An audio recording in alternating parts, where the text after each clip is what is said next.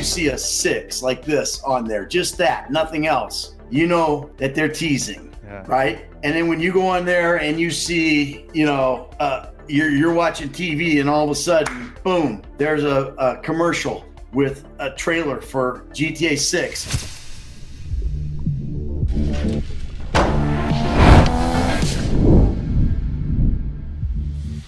E aí pessoal, tudo bem com vocês? Sunnyplay aqui outra vez e galera, finalmente conseguimos um vídeo memorável, mano. Esse vídeo aqui, rapaziada, sem dúvidas vai entrar pra história do canal Sunnyplay. Simplesmente eu consegui entrevistar nada mais nada menos do que o Ned Luke, o ator responsável pelo Michael do GTA V. E bom, vocês estão ligados que eu já entrevistei eles lá em 2019 e agora na BGS 2023 eu tentei entrevistar ele e o Chofontino, né, o Franklin, novamente, mas infelizmente, rapaziada, não deu certo. Bom, pelo menos não deu certo como eu planejava, né, que era fazer realmente uma entrevista com várias perguntas, ter um contexto ali, um entrosamento com os atores e tirar diversas dúvidas que vocês têm com eles. Mas, rapaziada, graças a Deus deu tudo certo. O Ned Luke me procurou depois que esse último vídeo da entrevista foi ao ar, lá no Instagram, e ele falou que toparia fazer uma entrevista online, por que não? Então, eu agilizei o máximo possível e consegui gravar esse vídeo especial pra vocês. Só que tem uma curiosidade, rapaziada. O vídeo que vocês vão ver hoje é a segunda tentativa de fazer essa entrevista. Isso porque eu gravei a primeira vez com ele na semana da BGS, né? Fiz uma entrevista bacana, completa, só que no final das contas o áudio dele não capturou, rapaziada, por causa de um problema que deu lá no Google Meet. Mas consegui remarcar essa entrevista com ele, né? Ned Luke é um cara muito bacana, foi muito paciente, muito respeitoso e topou fazer de novo a entrevista comigo. E bom, o resultado vocês vão ver agora. E ó, então não vacila, hein, mano? Deixa esse like pesado pra fortalecer, porque esse vídeo deu muito trabalho pra fazer pra vocês, tá? E ó, essa entrevista aí tá com vários assuntos bacanas, tá? Falou até do GTA 6, rapaziada, mas aí você vai ter que ver o vídeo completo pra conferir. Vambora!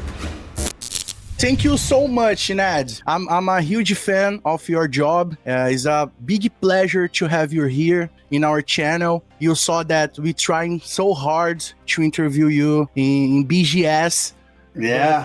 Many things happens that it can't be possible. Well, the security was big dudes, man. You weren't getting through. Yeah, you saw that guy looks like an NBA player, bro. Yeah.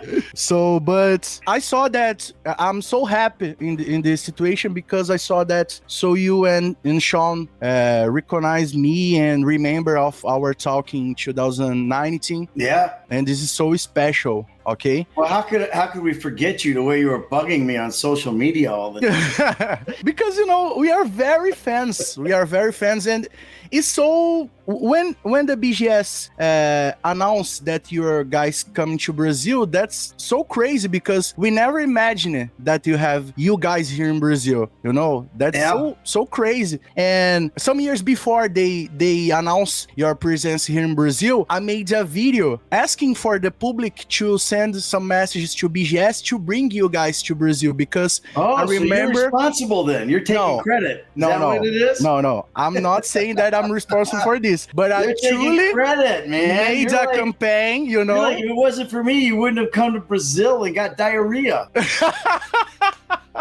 What do you think about Brazil before you Brazil, guys man. come to here? What the imagine? I love Brazil. Brazil's awesome. It's like, look, I would probably prefer Rio, because 2019. I like the idea of the beach, and stuff. But Sao Paulo's nice, man. It's fun. We had a great time. We had a great time, and the fans are just out of control. It was awesome. Yeah, the fans is insane, bro. But what you expect to see here in the first time that you come to Brazil, and what do you think of our country? A lot of thongs. Funks, the music? Thongs, thong bikinis. Ah, okay. Bikini bottoms with butts hanging out. I thought we'd see a lot of that. But since we were in Sao Paulo, we didn't see any of that. No, it was, I didn't know. I've never been to Brazil. I had no idea what it was like, other than, I knew I was going to Sao Paulo. It's like the, fourth largest city in the world, man. Yeah. I mean, it's, 12 million people or something like that. So I didn't really have any expectations of,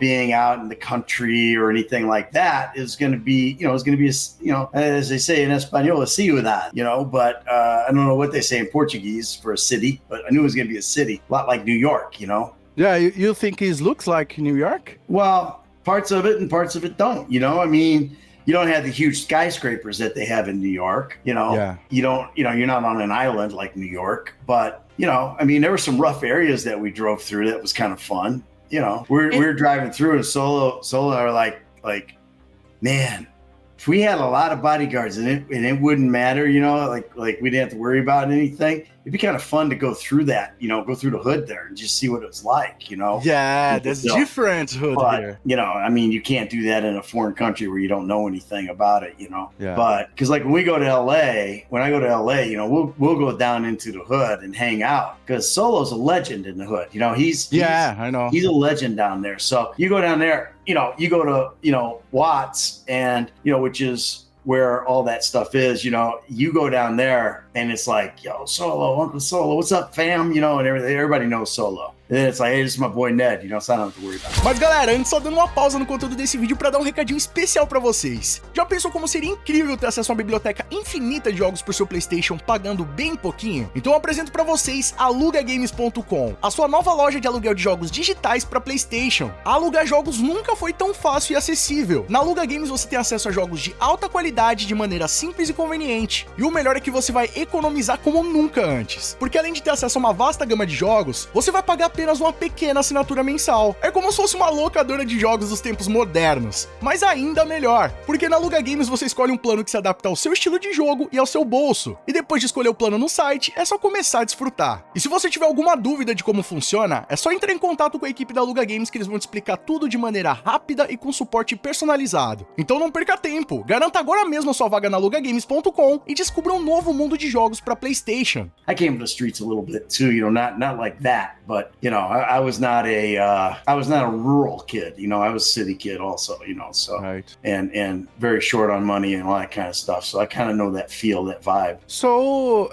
when you and Sean come to Brazil again, maybe next year, you told me that you're gonna be at BGS again, right? Next year? It appears that we are, yeah. Marcelo invited us. He invited us when we were there. He said, I want you guys to come back next year. So when you come back to Brazil, you and Sean, I invite you guys to meet the Brazilian hood. And I go there with you guys. The Brazil what? Oh, the hood? Yeah. Oh, yeah. You're going to protect hood. us. No, that's okay. We'll pass. Oh, what?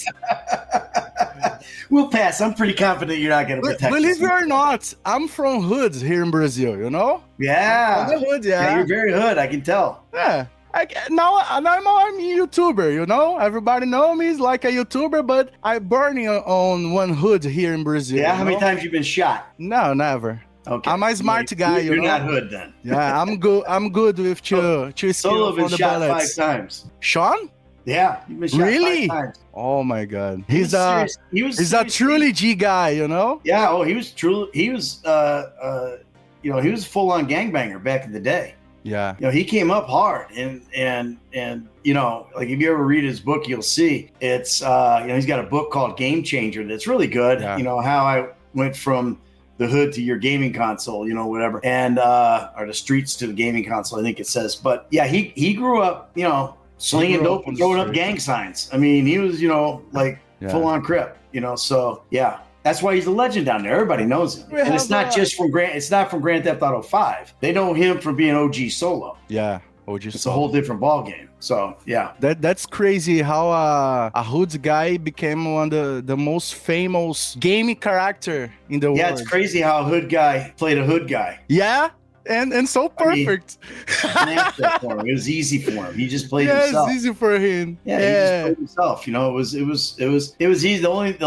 The hard thing for Solo was just getting comfortable. Yeah, you know, I think. comfortable acting, comfortable on stage with, you know, in a mocap suit and, you know, and all that kind of stuff. You know, that was the hard part for Sean was, you know, doing that, because when he first started, he almost quit because he was, I think he talked about that at BGS. I think he talked about that, but he almost quit because he just felt so out of place. You know, he just didn't feel comfortable doing this stuff, you know, and, you know, we talked him out of it and got him comfortable. I started helping him with his, you know, with his lines, performances, lines and stuff, like just coaching him up a little bit and, you know, tell him you're going to be fine, dude. Don't worry about it, you know. And at the end of the day, he was really good. I mean, he gave a really, really good, true performance. It was organic, you know. So I hope you're going to be able to translate all this. I don't know. Can you told for us about a little bit how was the process of the casting of GTA 5? The casting? Yeah. It was a typical. Well, it started out you know, just a typical casting thing, you know, where my agent calls and how do you like my backdrop I got? Isn't that cool? I feel it's perfect. You like except I kind of I'm fading in and out a little bit. I green screened a garden, something like that. Okay. Yeah, I green screened it. I could change it too if I want. But anyway, it started. I was just like normal casting. You know, my agent called, said, "Hey, I got an audition for you. It's for a video game called Rush." And I said, Rush? Yeah, they gave fake names. Mine was Rush. And but you know he's from Rockstar at this time. Well, look, I played all the GTA. I played GTA since the first one, but I don't pay attention to who the developers are. Okay. Right. So an agent goes, you know, hey, you know, it's an audition for this video game. And I said, I'm not going to do a video game. What am I? I'm not a voice actor. I don't want to do a video game. I'm an actor, you know? And she said, well, you know, it's by Rockstar. And I said, who the fuck is Rockstar?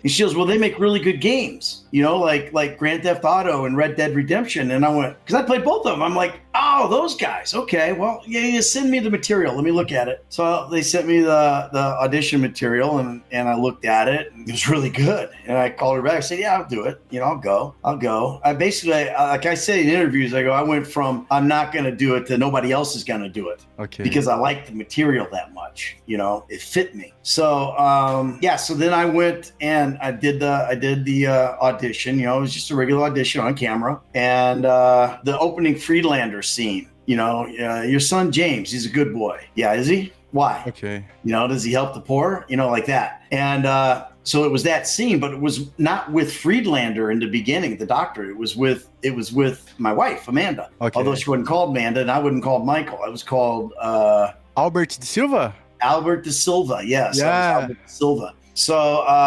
that was done, and I went home, and I was like, I told my wife, you know, man, I got a shot at this. I nailed this fucker, and then I didn't hear anything for a while, and I really literally forgot about it. You know, I forgot all about it. I was just like, you know, whatever. And then I got a call for a callback on it, and they wanted me to prepare for Michael and Trevor. Only it was for Miguel and somebody else. I forget what the Trevor name was. So I go in, and because they didn't know, I guess at first what character they wanted me for. Okay. I guess it came down to like, could they find a good Trevor, which they did.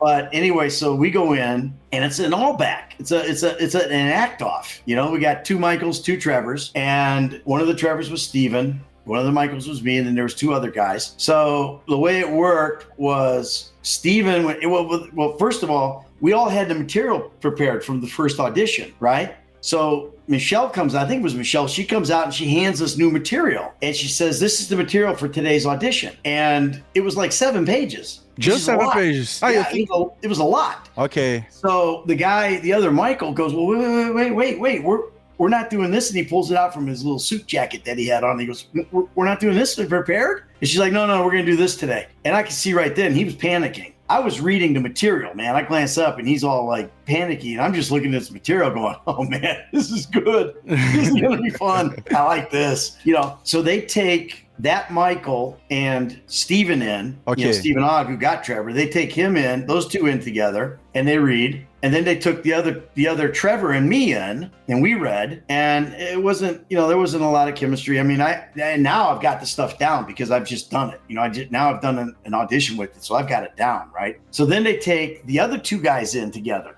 Okay. And read them. And we're sitting, Steven and I are sitting out on the couch out in the, you know, waiting area in the lobby. And I'm going, man, how was that for you? You know, I go, my guy was kind of, you know, whatever. And I go, you know, I hope you like to bring it, man. Let's go in there and just freaking destroy this thing. You know, basically, I don't remember the exact words, but basically that was it. Let's just go in and just freaking go, man. And he's like, oh, I'm going to go. Steven told that to you? Yeah, he says, oh, I'm going to go. Okay. I said, bring it, dude. You know, so we go in and we just threw the scripts down, literally threw the script down and went at it. And we were on page. We were, you know, because I had it memorized by the time I went in there, and it was really intense. You know, he went upside my head. I gapped him I gave him a boom in the chest, you know, and right back. And we're like, there was a guy who was taping like behind the scenes kind of thing. You could hear him go, oh man. They're recording in this first moment. Well, yeah, they were recording, like there was a camera in front of us that was recording the audition. That was the audition camera. But then there was another guy that was just filming. It was Gethin. He was just filming behind the scenes stuff, you know, like he was just walking around filming. He wasn't part of the, it wasn't part of the audition, or if it was, you know, he broke the wall because you could see like, oh, you know. But yeah, so I knew as soon as we were, and then we were done, and it was like, okay, thanks guys, that was awesome. And we go out and thing, and the director comes out, you know, and he was talking to all four of us, and he's telling us some story, and he's from Stoke-on-Trent, which is, I guess, an hour and a half from London. He's got a really thick accent, a really thick brogue, you know, and I guess that's what they call it. I don't know, just this English accent. I couldn't understand a word he was saying. I didn't understand it, but everybody was laughing and nodding, and so I just did the same thing. And then finally, after a little bit, I just went, dude, I got to be honest with you. I don't understand a fucking word you're saying. But the chemistry is perfect. And no, this was to the director. Okay. And I go, and he just stops and he looks and he goes, shh, and he just walks off. Didn't say a word, just walked off. And I thought, oh fuck, man, I blew it. No, man, what am I doing? You know. So then we went downstairs, and Steven was getting on his bike to go right off. He's putting his helmet on his big old head, and I'm like, oh, dude, you crushed it in there, man. You're gonna get this thing. Oh, I don't know. I said, oh, I do know. You're gonna get it. I read with both of you. You're gonna get this thing. I said, I think I'm gonna get it too. So I'll see you on the set. And that was the audition, you know. And then we saw him on the set. So in the first audition, you just meet Steven Ogg and the other. No, not on the first one. That was on the second one. Okay. The first audition, I just read with a casting director. Like they set up a camera, and someone off camera reads the other lines, and I do my lines. Right. So it's just like right now. You would be the reader, and I'm doing on camera, and I'm doing the. If this was the audition, this would be me auditioning like this, and then they get the tape, and they send that to Rockstar. And Rockstar goes, well, let's get these guys back in. I want to see them together and stuff. So Sean didn't at the first. Sean auditioned. Solo was in Los Angeles. Steven and I were in New York. Right. So Sean auditioned out there. Same kind of process. He couldn't figure out what the script was, so he just took it down. They said, hey, this is a heist you're going to go on. So he's like, you know, he was just talking about that the other day. He said that he looked at the script and he was like, hey, I don't know what this is, man. He goes, when they came to the time, he said, hey, look, man, we're going to go up in this building here. We're going to kick some ass. We're going to go in here. We're going to take that shit. All right. So that's what we're going to do. Keep your head down. Keep dog, you know, blah, blah, blah, blah, blah, blah. All right, nigga, here we're going to go. Bam. And he's out. And they're looking like, he said they were looking like, that's not on here. But that was good. You know, he just went hood. He just went right to like he was doing a deal in the hood, you know, and you know, they loved it. So they got him, and then he did a thing with Slink, and you know, who plays Lamar, Nick Johnson, and you know, they crushed it. They had all these big rappers came to read for Franklin, and Solo beat them all out. So Rockstar give you guys too much freedom at the acting, the lines of the game. Yeah, when you're an actor, there's no such thing as too much freedom. Yeah, that's crazy. It's more like there's never enough freedom. So what was beautiful about Rockstar, you know, about the director and the writers and stuff is, you know, they wrote a great script, right? Right. But for Solo and me, like for Steven, it was perfect. His mom's from Great Britain, and he's Canadian. Right. So the stuff that they wrote in their lingo fit him for some reason. You know, like he had no problem saying, I'm going to go to the loo. Right. Which he'll talk about. Said, I got to go take a shit. You know, I'm going to go to the loo, or, you know, whatever the thing is. So he stayed, and he'll tell you, he stayed pretty much spot on, like word for word on the script. Solo and I had to learn a new language, English.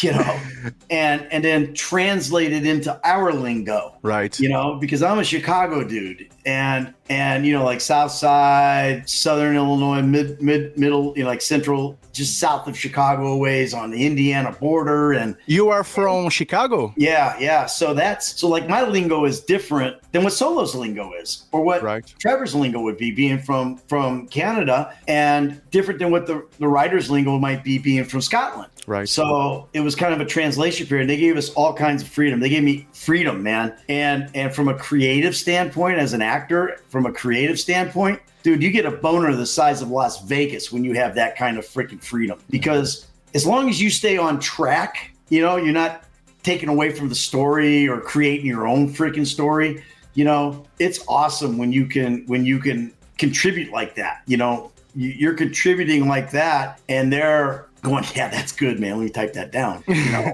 and only one time did they tell me that I had to go word for word from the script. Only one time, and that was you forget 1,000 things every day. Make sure. Yeah. Please tell us about this story. This is insane, bro. Yeah, I did not like that line. You know, I didn't like it. It wasn't comfortable for me. It's not. It felt like one of those canned lines. You know. Okay, but it's I couldn't figure out how to deliver it because I was trying to find the rhythm for it. You know, right? You know, a performance is like a dance. You know, you gotta find that rhythm and what works. And you know, I couldn't find it for that line, and I kept trying to ad lib something different. You know, and finally the director came up to me and he was like, "Ned, they want you to say this line exactly as written." Oh my god! And I was like, "Yeah, but this line sucks, man.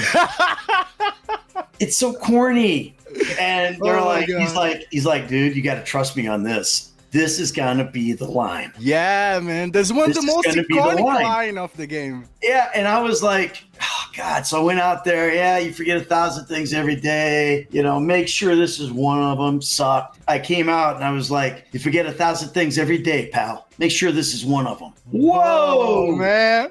Boom. It hit. I got some goosebumps here. Yeah, I found the rhythm. And I always say that's why they're rock star. They're freaking smart, man. Those fuckers know their shit. And that was the line. That's the line everybody wants. Yeah, that's the iconic line of the game. Yeah, it's iconic. And you know, that's why they're rock star. You know, they're like, no, you're not changing that fucking line, dude. Yeah. That's the line. That's the line. So yeah, can you... That and you know what's funny is the other one is, you know, why did I move here? Yeah. Please tell us about this too. Not even in the game. Not even in the game. Who created this line? The writers.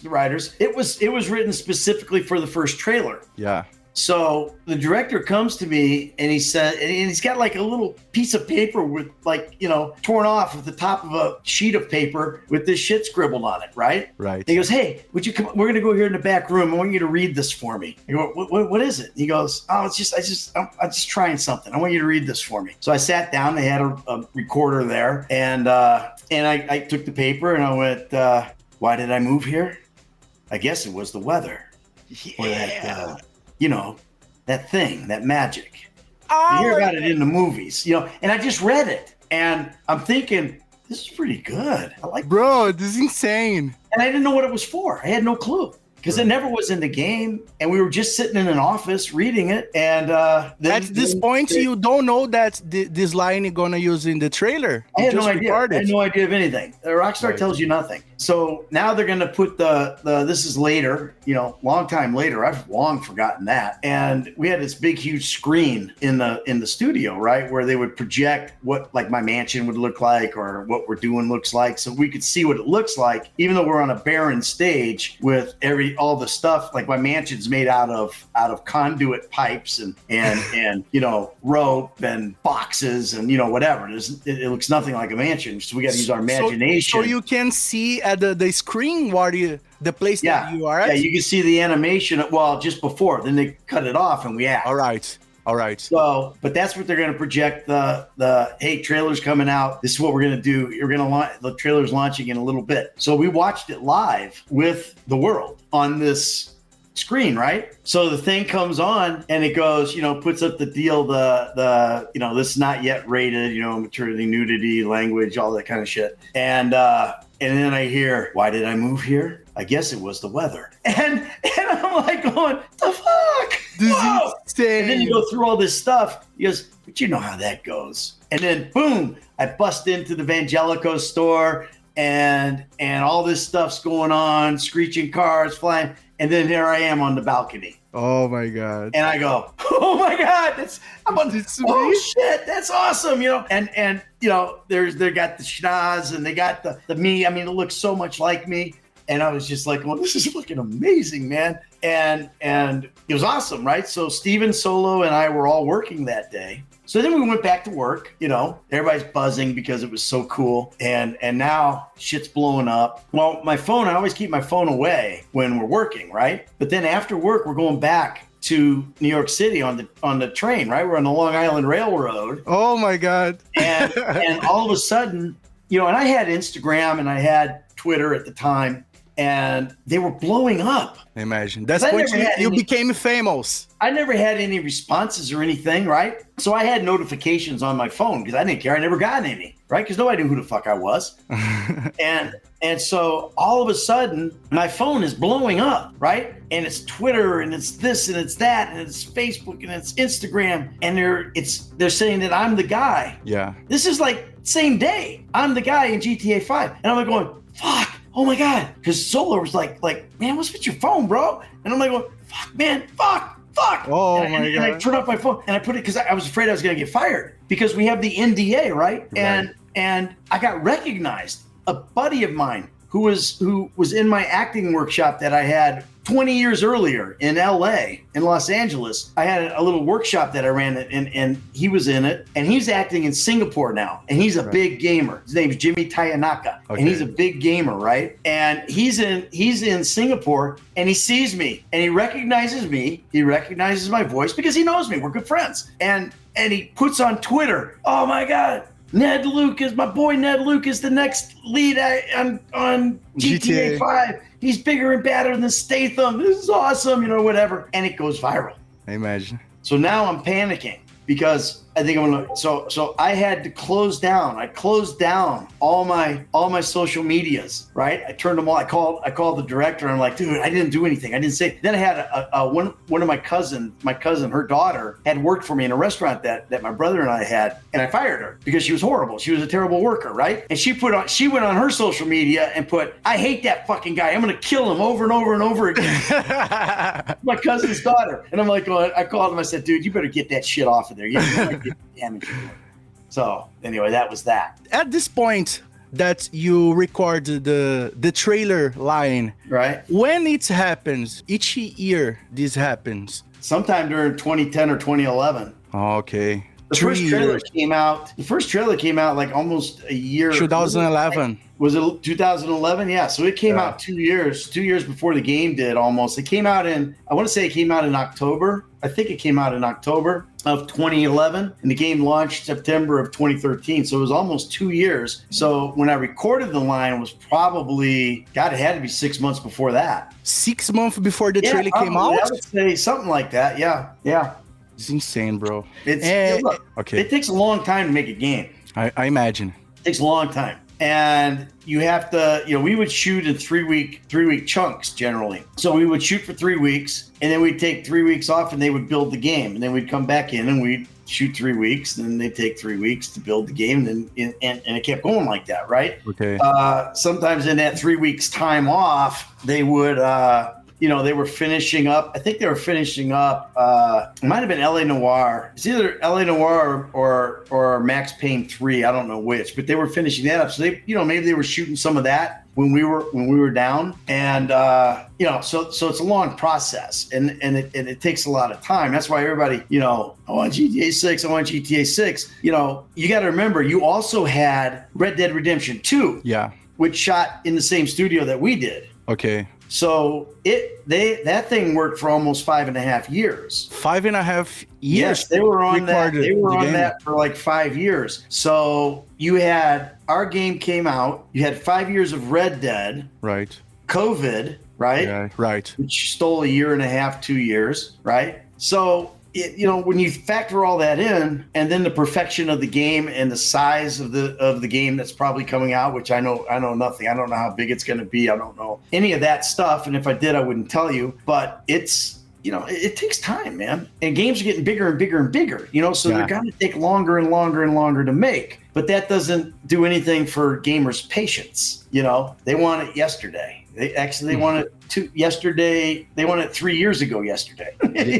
Yeah. So it's a long time. It'll come. Eventually it'll come out. In the interim, enjoy playing GTA 5, and the other games that are there. Spider-Man 2 just came out. Great game. Yeah. Great game. A lot of fun. My son's in playing it right now. So what's the main difference between acting in a movie and in a game? Because the main difference is that you don't have sets, no hair, no makeup. You're in a spandex suit with balls all over your body, and you're wearing a helmet with a little face mask that has a camera and a light right here. Right. So you're working, and this light and this camera's right here in your face, But anyway, so it's just different. You don't have sets. You know, like if we were doing a film, Okay. and we were shooting at my mansion, Right. we would be in something that looked like a mansion, Yeah. not something that looked like the skeleton of a mansion with, you know, apple boxes for stairs and, you know, like the red velvet rope that shows you where a wall is. You know, it's just different. You have to use a lot more imagination in performance capture, motion capture, acting. A lot more imagination because you have to imagine your surroundings. They'll flash it up on the screen for you before the scene starts. This is where we are. Okay, so you can get an idea. Right. Okay, so the table's here. This is a table over here. This set of pipes is a table over here, or this box is a table. And none of those have balls on them because they don't read. The only thing that reads is you, right? The cameras are only grabbing hold of your data. All this other shit, it doesn't read. You know, so if you got a gun, it's a fake gun that they can't see, but they have balls on the gun, so that the cameras grab hold and get the motion of the gun. So if I'm going here, right? If I'm here, the ball's on the gun, boom, there it is. Or maybe they don't even have any balls on the gun, and it's just like they'll animate a gun into my hand. Different process, man. From a movie. You think it is hard the process of acting in a movie because you have the scenarios, the clothes? No, I don't think it's hard. I think for me, acting's acting. You know, it doesn't matter what I'm doing. I don't care if I'm if I'm in the voice booth and I'm reading the hipster dialogue. You know, calling Trevor a hipster. That stuff. I'm acting. Right. You know, and if I'm if I'm on the stage doing a scene with Franklin, I'm acting. If I'm on a set, say Law and Order SVU, and I'm working with Chris Maloney, I'm acting. It's the same thing. I interact the exact same way. So GTA 5 is the first game that you're acting, right? Only game. The only game. Yeah. So if there's any game directors out there watching, or producers or developers, whatever, only game. Let's go, man. Come on. I need another game. So if you can choose, there's some game that coming out that you can choose from that you want to acting. Can you choose one? Well, that's rough. I mean, I like a lot of games, man. I would love to do one of those Last of Us games. That would be fun. I'll tell you, if I had a dream game that I would want to do, truthfully, it would probably be, if it even is going to exist or not going to exist, it would probably be Red Dead Redemption 3. Yeah, bro. I would love, because I've always wanted to do a Western. When I was a kid, I worked with horses from the time I was 13 till I was about 26 years old. You know, I worked with horses. My brother trained horses, and I would help train horses. I groomed them. I became a cult man, where, you know, I drove horses in the sulky like the racing guys, you know. Right. And I was also became like the guy who was the first guy on a horse, breaking a horse, because you couldn't have the trainer get hurt, you know. So so there's a lot of things, you know, I've done a lot with horses. I can ride the hell out of a horse, you know, I can ride the hair off one. So it would be fun, man, to do a Western. And I just like that. Like, my favorite movies of all time are Westerns, you know, like Unforgiven with Gene Hackman and, you know, I mean, yeah, with Gene Hackman and Clint Eastwood, you know, freaking Outlaw Josie Wales, another Clint Eastwood movie. Those are probably my two favorite movies, that and a very obscure movie called Scarecrow, which wasn't a Western, but those if you made the Red Dead Redemption 3 and you can choose an accent, some characteristics. I'm sure it would be a Southern accent, which, by the way, is my natural accent. Perfect. A Southern accent. My mother was from Alabama. All right. And where I grew up, a town called Danville, Illinois, we have some accents. Right. We got some hillbillies there in Danville. We got there. It's a little country place, so I could do any kind of accent, any kind of Southern accent that you need. Well, hell, I could do that. That's perfect. I could do that. I could do this. You give me the bass on hill jack like this, hell, I'll play that shit. I'll play the hell out of that shit. This is so funny, bro. You can do with a lisp. Right? I can do with a lisp. Whatever you want me to do, shit, I'll do it. I don't give a shit. Fuck it. At the internet, the people comment a lot that they found a character at Red Dead Redemption 2 that have your voice. This is not my voice, but I did. I worked on Red Dead 2. Right. They very graciously brought me in on that. I needed some dough. And they brought me in. I did a lot of NPC stuff, like just like animations, you know. Right. And then I had one character. I was a moonshiner, and I had scenes with both Roger and Rob. And like the director was saying, even at the time, I don't want this to become Where's Michael? Okay. So I came up with a voice where my voice was like this. Okay. We're gonna go. I needed to get me some flowers so I can make the moonshine. It was some weird voice like that no way they would recognize me. Okay. But it was a pretty cool character voice, and it worked.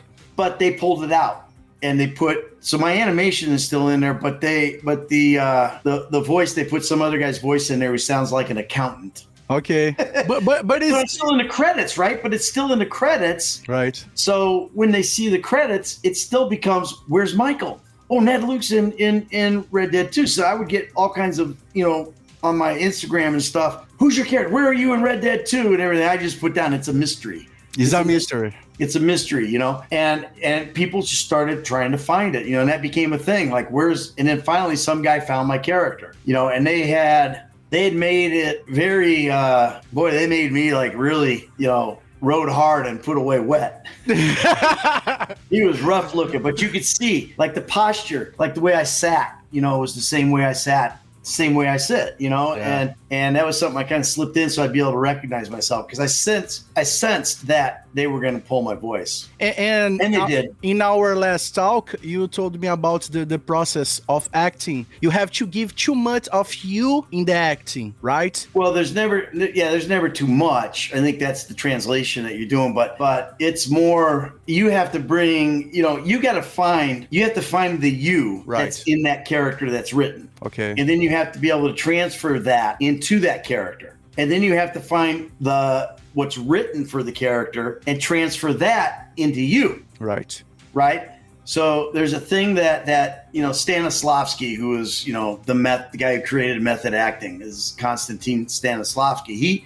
He spoke about deference to character. So what would my character do in this situation? And then you figure out, what would you do in this situation? What would I do in this situation? And the two meld together, and that's where you whether it's sense memory or like for example in Red Dead when Roger's horse dies. Okay. Right. This is a hard scene, bro. I doubt that Roger ever had a horse that died. Right. Right. But he may have had a dog that died, right? And maybe he was a good dog. Right. Maybe he was a great dog. Or some good friend, I don't know. And so when that horse dies, it's thank you. Oh my God. And then that's the thing, you know what I mean? And that becomes an organic deal. It becomes real, and people buy it because, oh my God, he thanked his horse. That's incredible. Yeah. But if the horse is dying and you just go, thank you. Nobody gives a shit. So you got to go back into like for me in situations like that, it would be like when my first Australian Shepherd Moocher died. I mean, it was heartbreaking, and you can touch that, and I could immediately have tears flowing and emotion happening, however much is necessary for that particular thing. That's putting you into the thing, and sometimes it is too much. Yeah. And you have to afterwards take a break, or whatever, to get hold of yourself. Now we had a scene that was kind of like that, where where I fessed up to Franklin that, I was working for the feds. Yeah. I told him, take off, man. This is a death sentence, take off. You don't, he's like, man, I'm here for you, man. I'm here, whatever. He goes, hey, I'm here, man. You got me going on what it is, and everything. And I'm like, you're a good kid, Franklin, whatever. And at the end of it, it was like, all right, look, you better take off, man. Cause I'm touched by his devotion, and I actually let the emotion come, to where I had tears flowing and stuff on the, in that scene. And that was the scene. I always say that's the scene where Solo, Sean became an actor. That's where he became an actor, was in that scene, because he was so in, and he gave so much to me to play off of, that I could go to that place and and it worked, because it would be like, talking to my own son, about something serious or that I was proud of him about, or that kind of thing. Sometimes, look, the first time I saw my kid pitch in college, it was emotional, man. I imagine. When I saw him get on that field, it was emotional. When he got his scholarship offer, it was emotional. His first scholarship offer to play baseball. I'm holding everything back because, I want to just ball because I know how hard he's worked, and it's like that. So you can go to that kind of place, right, in your history. And that's called, it's method acting. Or in Steven's case, because he farts so much, it's methane. Yeah. It's methane acting. I want to ask you about that because I read that in many scenes, you and Steve and Sean have too much freedom with the Rockstar cast, and I read about the Steven record many scenes just wearing underwear. And he fired a lot. Well, no, he didn't record any scenes in his underwear. You can't because he had. So this is a joke. He had his mocap suit on. Okay. But he would show up. And before mocap, he'd be he'd run around in his skivs, in his underwear. Or he'd do. But he very Steve is a strange dude. Yeah, it's insane. He's a good dude. and he's but he's a strange dude, man. He doesn't have a filter at all.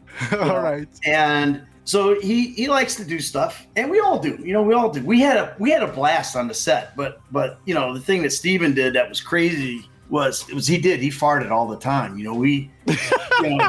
He's like he's big health guy. He's a big health guy. He eats, right. He works out all the time. He's in great shape. He runs. He does all that stuff. I mean, if you go to his Instagram, everything on his Instagram's, in his underwear or, pretty much. Now, pretty much he's got, on his Instagram, he ain't wearing anything. And he eats, we had a choice of stuff that we would eat, and they had what we called hippie lunches, which was like lentils and, seeds and all this kind of shit that I'm not going to eat. Okay. But Steve won't eat that stuff, man. And I'm telling you, you eat that shit, man, you're ripping gas. So he would just go out and we'd be doing a scene and he would just crop dust the whole stage, Oh my God. Imagine that, bro. That's insane. Oh, the sweet smell of success. Whatever.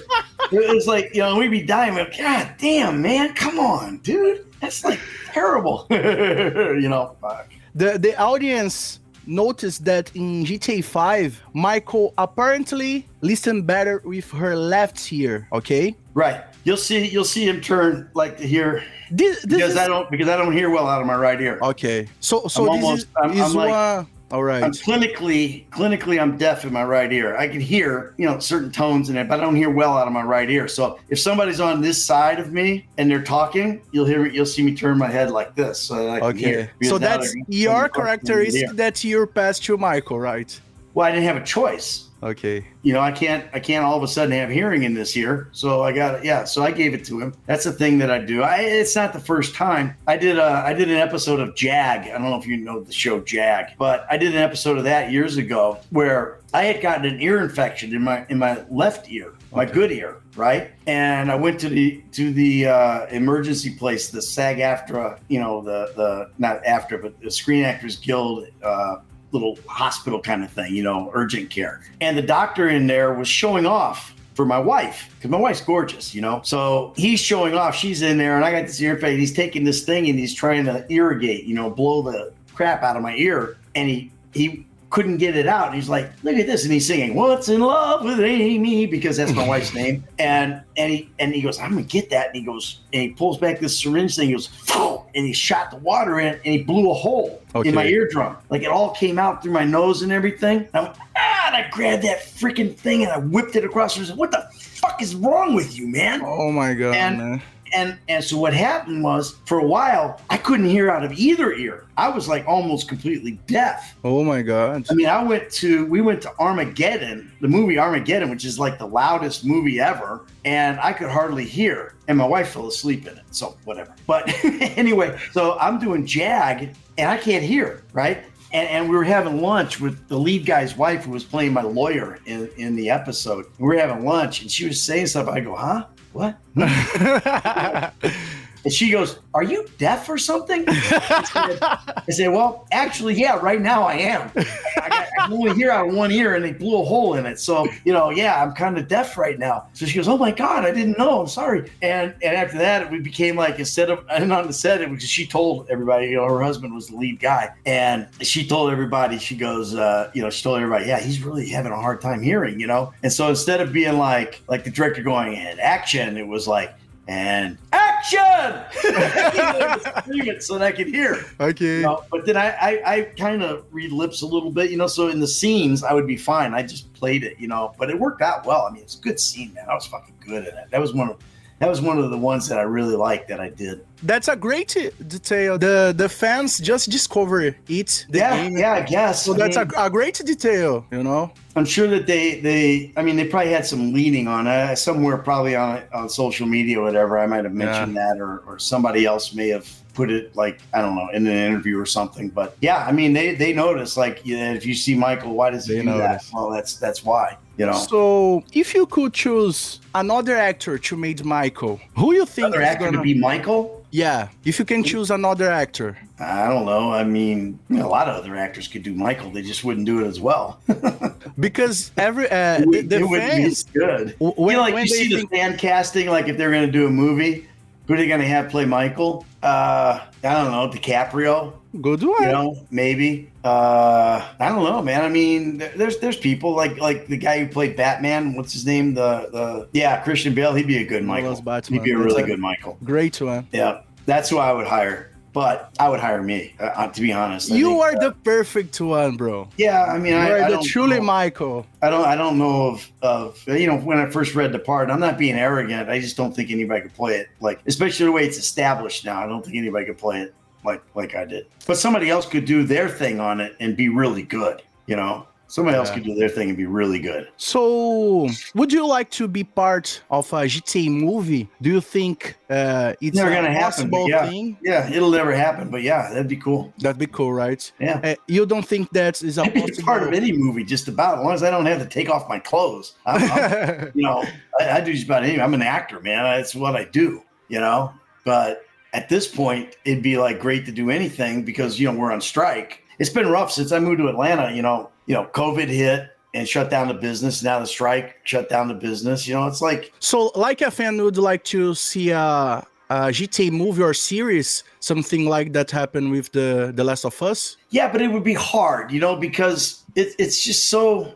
I mean, a GTA 5 version, it just wouldn't. It wouldn't work because it's just so satirical. It's just there's so much satire. You would have to make it real.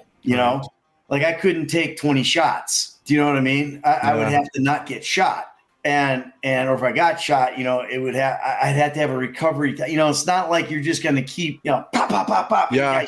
You get pop, pop, pop, okay. Pop. You finally get the guy, and then you're sitting there and you're done, and you got like blood here, blood here, blood here. It's not like GTA Online where you can eat some snacks and get good. Yeah. You've got it would work, but I think it would have to be. Like one heist. Like moving toward one heist. Now you could do a series where it's a series of heists where kind of like basically they've done that. If you ever watch Money Heist, right? If you ever watch Money Heist, the Spanish show, that's basically GTA 5. I mean, it's basically it is. It's Grand Theft Auto 5. I mean, they completely ripped that off. Yeah. Doing a big heist, and with all these characters and stuff, and then the guy with the glasses was basically Lester. So in GTA 5, they have 3.5 thousand page of dialogue. What was the secret to memorize so many lines? There's a lot of dialogue. There's a lot of. I got my script. I don't think it's out here yet. It's in the house. But do you have the GTA 5 script? I have mine. It's about Oh my God, it's a big book. In fact, the box that special edition comes in with the metal thing and the hat and all of that. Yeah, I have the hat. Yeah, that box that came in, that's where I have my script, and it fills up that entire box. That's insane. Yeah, it's crazy. It was big. It's a big game, dude. It's 7. I got. It was like you're probably going to disappear for a second. Let me see. No worry, no worry. No, you're good.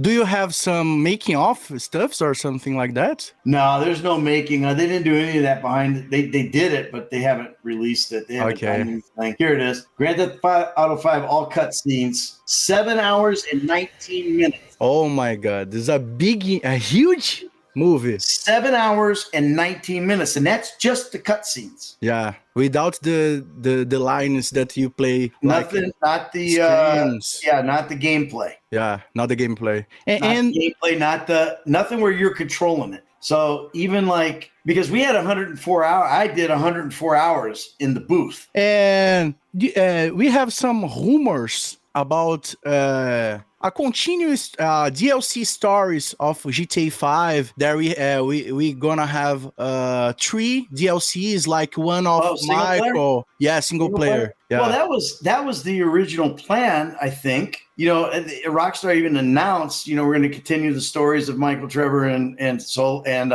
Franklin. You know, continuing whatever. Basically, stay tuned. And then they didn't happen. I think GTA Online.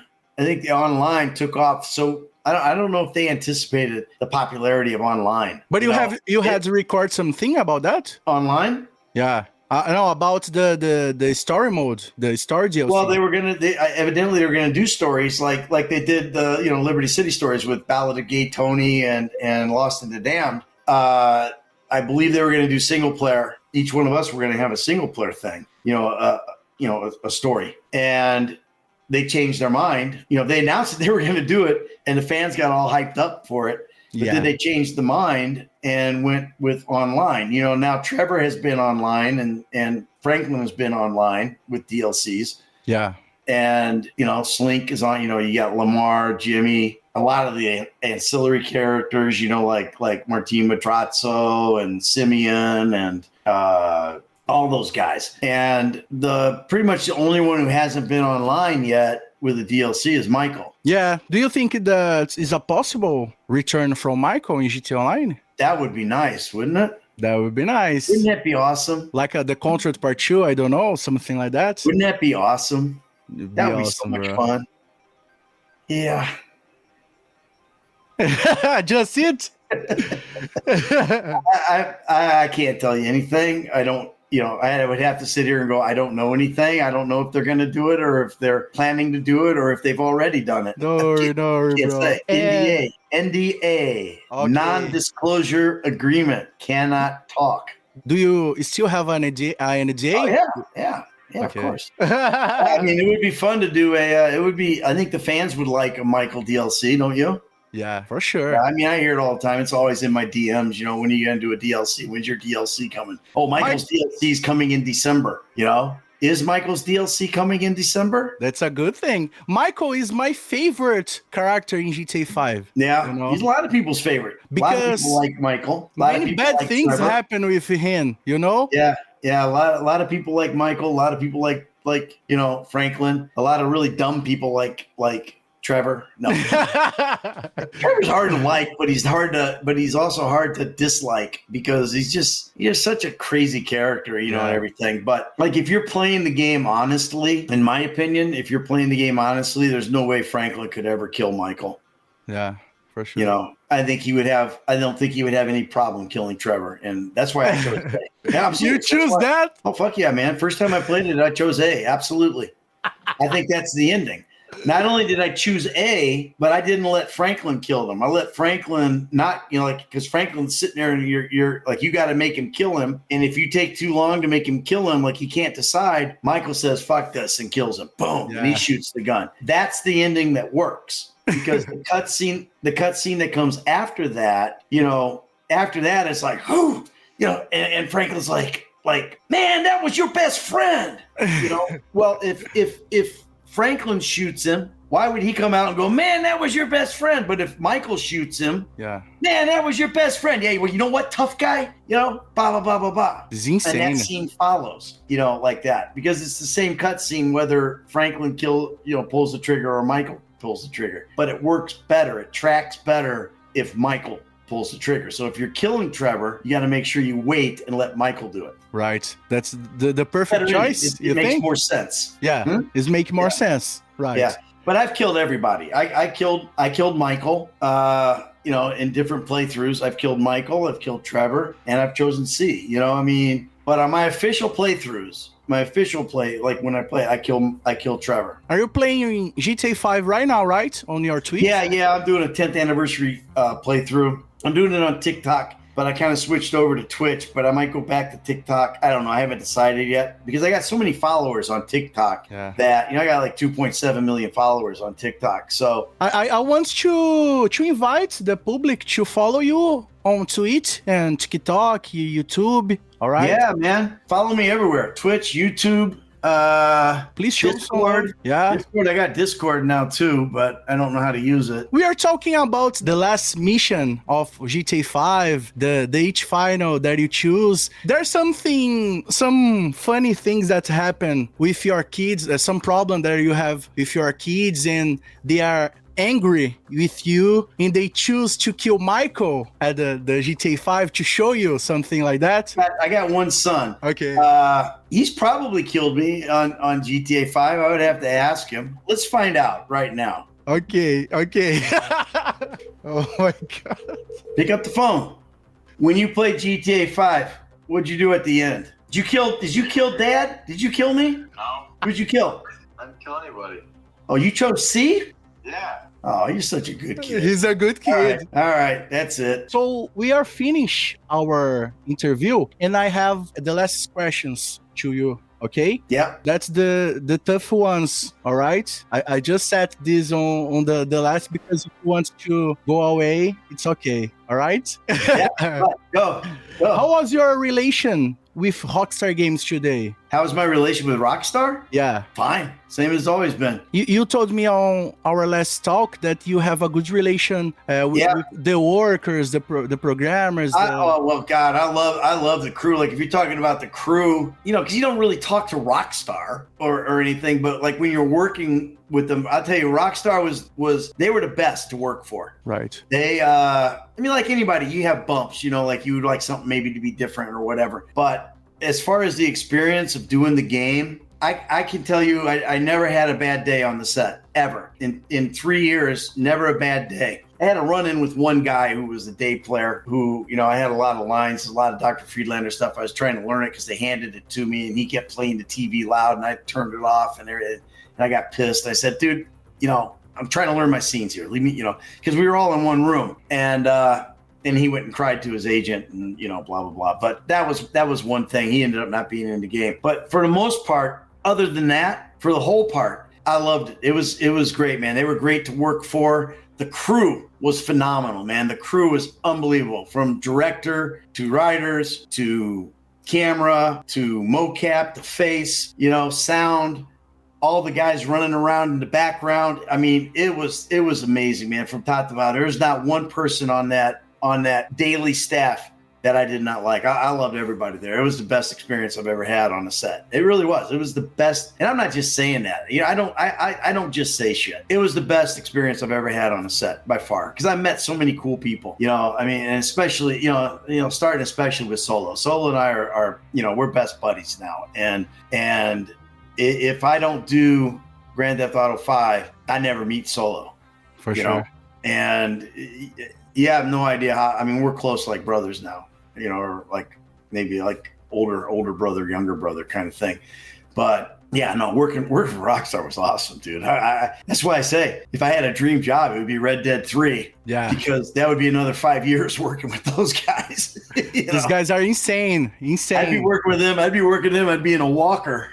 Hey, how you doing, guys? It's good. Oh, it's good to be here. You know? Ned. Yeah. When you come to Brazil, everybody noticed that you use the Blast Crew shirt. Yeah. Can you please talk about a little about your relation with Brian Zampella and the Blast Crew? Can you say something for us about it? From the Blast? Yeah, the Blast Crew and Brian Zampella. It's a mystery. Mystery. It's a mystery. Z-Man's coming. Okay. He's coming. Z-Man's coming. I don't know what in, or what on, but he's blasting For sure. you know, and you know, that's going to be something. It's a lot of people are speculating, and you know, I would just say about that, don't get crazy. Okay. If you know Rockstar, don't get crazy. You know, Blast Crew is Blast Crew. Okay. So you know what Z showed to Solo on the airplane that he Yeah. have a you know? The whole the briefcase, Yeah, he has a the artifact. Yes. Yeah, I know what it is. You know what it is? I know what it is. So you can tell us. You want me to tell you what it is? I don't know what it is. Well, Joe Rubino is a really talented, you know, he's a good camera director kind of guy, and he worked on GTA 5. And so, you know, the whole Blast Crew thing, it's got a lot of, you know, he's got, you know, it's like, look, here's how things work. Okay. If you ever followed Clint Eastwood, right? Right. All right. So Clint Eastwood makes movies. He uses the same guys Yeah. in all of his movies. He uses the same guys over and over and over again. Martin Scorsese uses the same guys over and over and over again. You know, all these guys do that. Quentin Tarantino uses the same guys all the time, right? Right. There's more things to the world than Grand Theft Auto. Yeah, for sure. Just because somebody was in Grand Theft Auto or was associated with Grand Theft Auto doesn't mean that every single thing they ever do is going to be associated with or be a part of Grand Theft Auto or Rockstar or anything like that. We all have lives. We all, you know, make connections, and the business of an actor is all about connections. If you don't make connections and maintain them, then you're starting from scratch all the time. You know, you want to find that person who's going to be working and doing a lot of stuff that has trust in you to bring a character to them Yeah. on whatever project they're working on, whether it's, you know, after GTA 5, whether it's working on GTA 6 or 7 or 12, you know, or, you know, whatever it is that you're doing, and whether you're blasting off or, you know, hanging out in witness protection in a new location. Okay.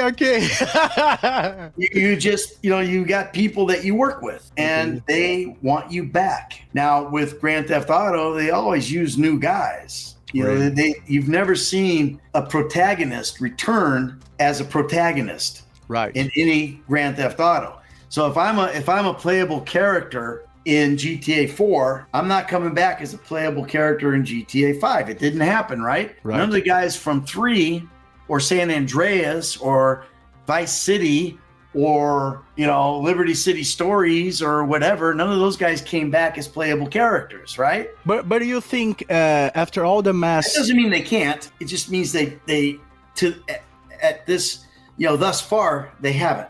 right? But you think after all the mess of Michael, Franklin, Trevor made in Los Santos, do you think Michael will need a new witness protection address, maybe in Vice City? Well, you know, they went through a lot of stuff, but I don't think Michael would like Miami. I don't think he would like Vice City, All right.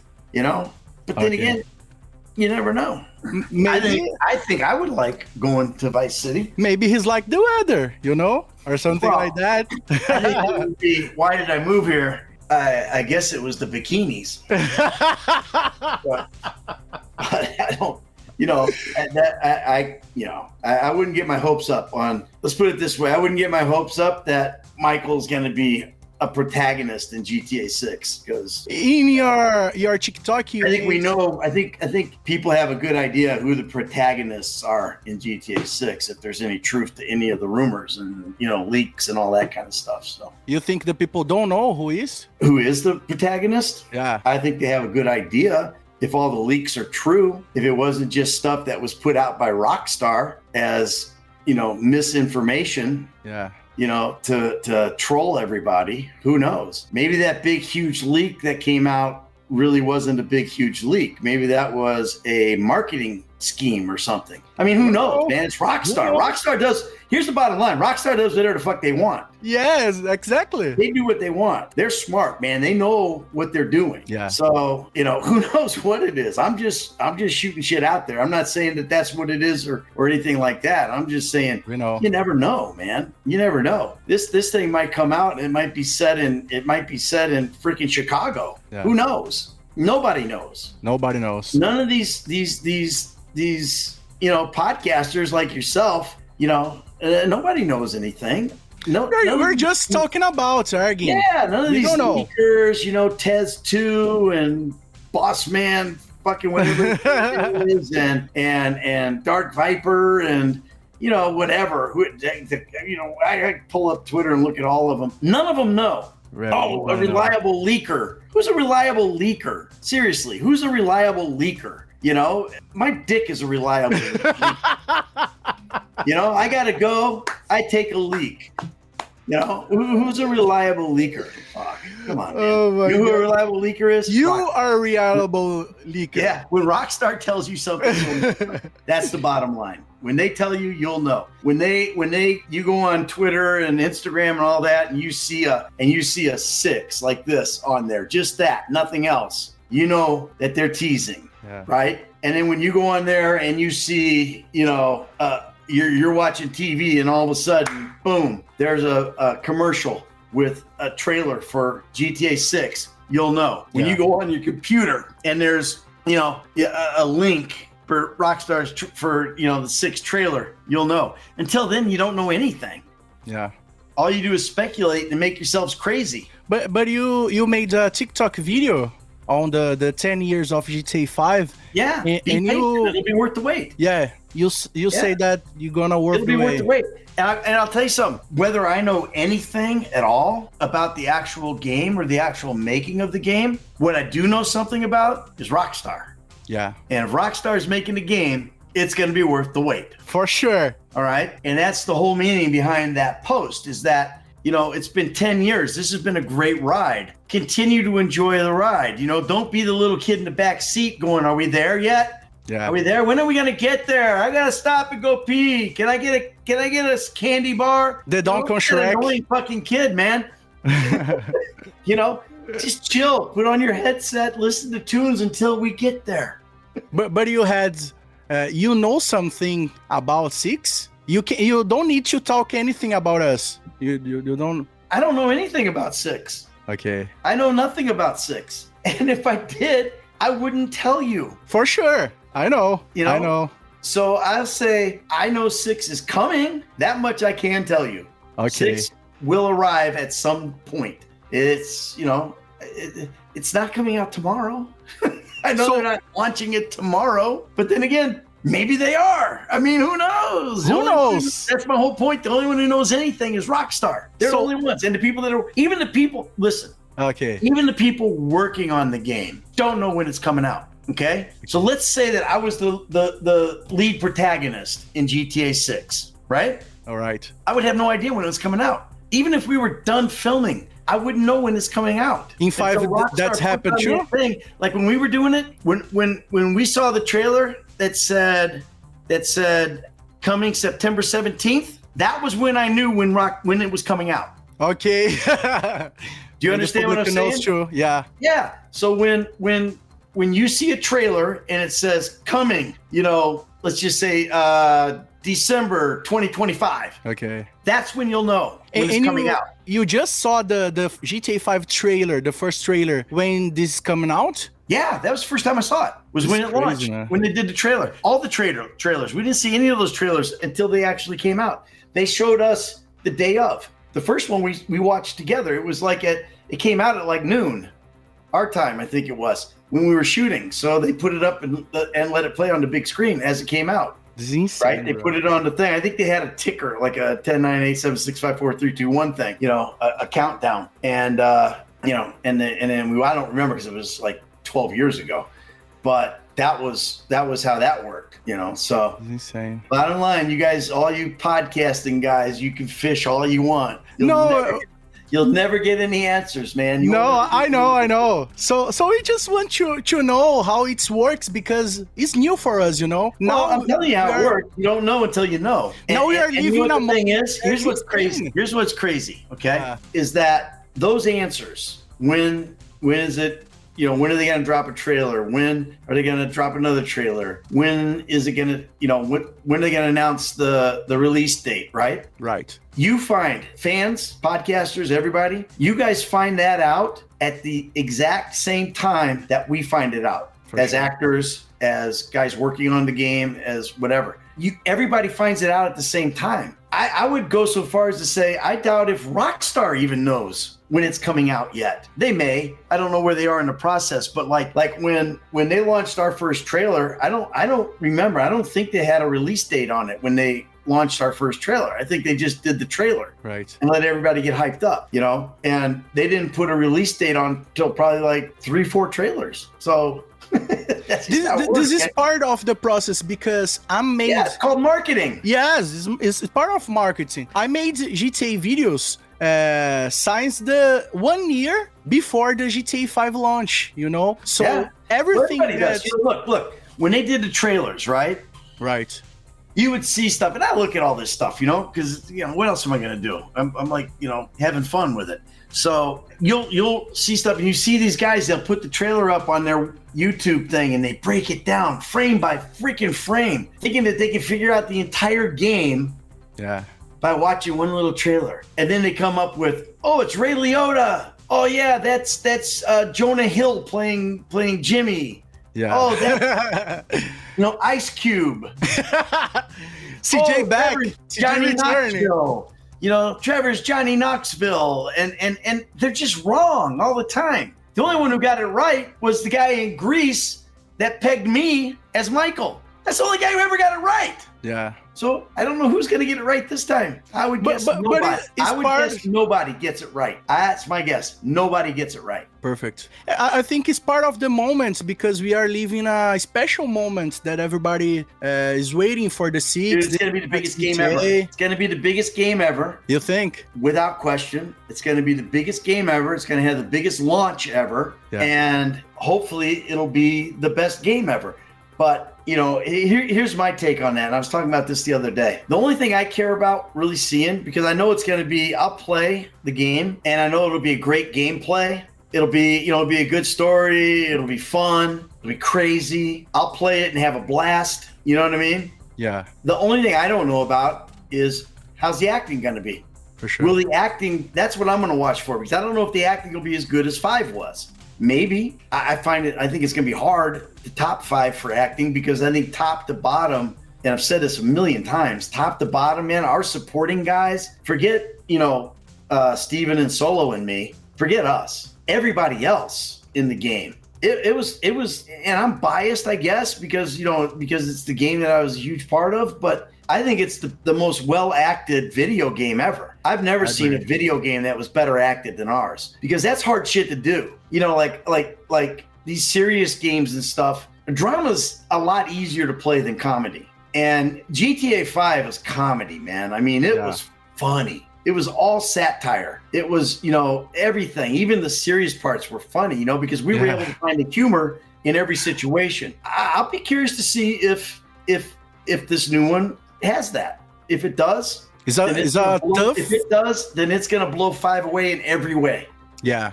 If it doesn't, it's gonna blow 5 away money-wise and gameplay-wise. The tough Rockstar job to make more success with 6 than the 5. You know? Well, yeah, their job is to make money, man. That's what they do it for. Yeah, they are good with this, right? Yeah, we're gonna make money, dude. Hand over fist. It's gonna be the biggest game ever. So that's that. That's the last ones, Nat. The last. You know how many times you said this? That's the last question. No, that's the real last one. Okay. But that was the really last one. The really last one. Okay, you got about 5 hours. You got about 5 hours of content. So, as a fan, when do you expect that Rockstar will have news about a new GTA? Maybe this year? As a fan? Yeah, as a fan. Yeah. That's the same question you just asked me. I don't know, man. But we lost the last video. This year, there's what? We got 2 months left in the year. Yeah. Yes, it's possible. Why not? I mean, you don't know, man. You don't know, dude. They put out our first trailer. They put it out about 2 years before release. Yeah. Okay. So if you want to use that as a guide, because we have a large humor that on October and November are the No. There was a large rumor that was coming out on the 23rd, and then there was a large rumor that was coming out on the 26th. But all GTA games are announced on October or November, you know? Today is the 28th. Yeah.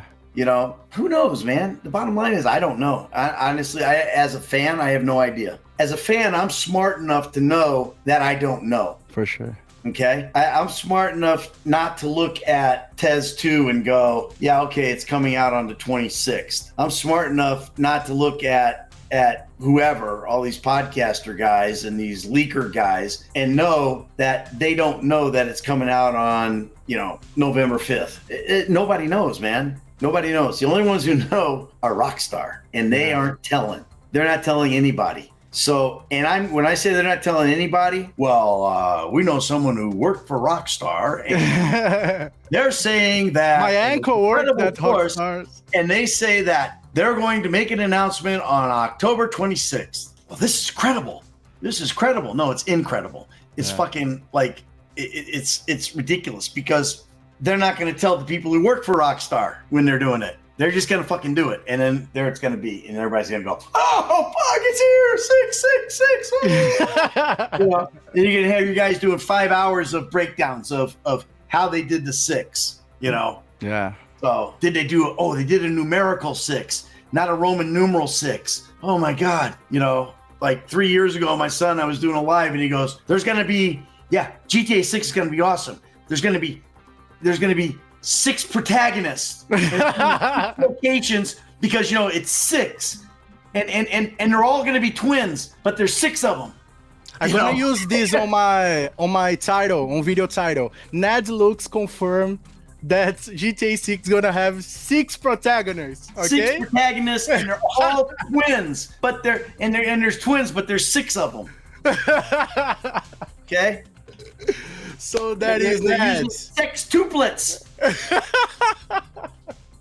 Ned Lux. It's gonna be amazing. It's gonna be about twice as good as GTA 5 because we only had 3 protagonists. They're gonna have 6. It's gonna be amazing. There's gonna be 6 times insane that GTA 5.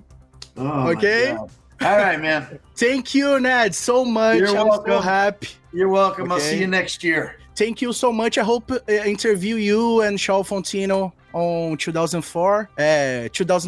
All right. Yeah. Next year. We'll see. You better go through the channels because you know you're not getting past the bodyguards. I hope I can. You know you're not going to get past. You're not going to get past Giovanna. She's 4'11" and she'll kick your ass so fast. Yeah. I'm more scared about her than the security. You know.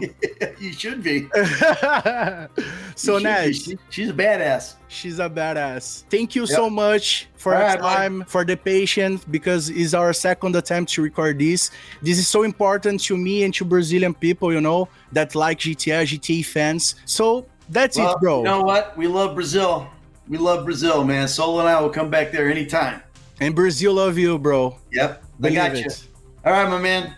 Thank you so much, Ned. God bless you, bro. So long, Brazil.